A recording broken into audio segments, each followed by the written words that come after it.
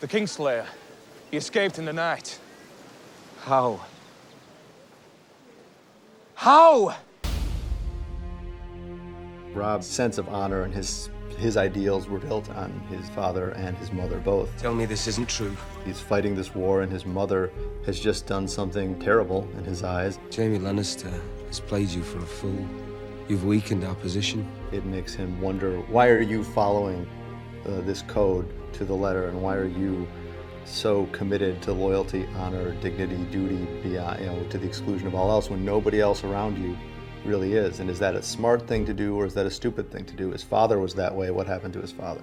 It all becomes too much in a way that's, I think, weirdly reminiscent of what Jaime says, where just at a certain point, all of the different promises that you've made start to conflict with each other, and something has to give somewhere.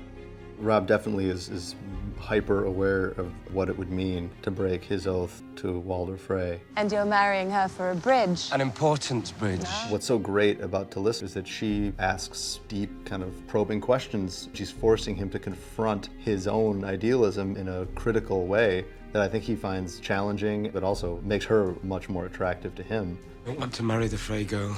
Maybe it's almost a bit of realism kind of seeping into his world, and a recognition and acknowledgement that people aren't perfect, and that sometimes your own wishes and your own desires and your own happiness does need to play a role in your life. I think it was a crack in his worldview that let all of these questions start to seep in a little bit. I took the great castle of Winterfell with 20 men. You're a great warrior. I saw the bodies above your gates. Which one gave you the tougher fight, the cripple or the 6-year-old? You're as disgusted by the fact that he apparently killed these boys. I treated the Stark boys with honor, and they repaid me with treachery. You treated them with honor by butchering them. As much as she looks like she just wants to slap him across the face, I think she also wants to rescue him from this predicament he's found himself in. Every man in the North wants to see you hanged. She's a Greyjoy, and he's a Greyjoy, and there aren't that many of them. They're the only two surviving children of Baelon and their deceased mother. When you have this quiet moment between the two of them. You were a terrible baby, do you know that? Bawling all the time, never sleeping. As much as there is rivalry and animosity and jealousy and all the rest, there's some love there. And that's, I think, what kind of makes the relationship more tragic, is that if it was complete hatred, all the way through, it starts to get a little bit boring after a while, because that's a kind of a one-note relationship. But like many familiar relationships, this one is very complex. Don't die so far from the sea.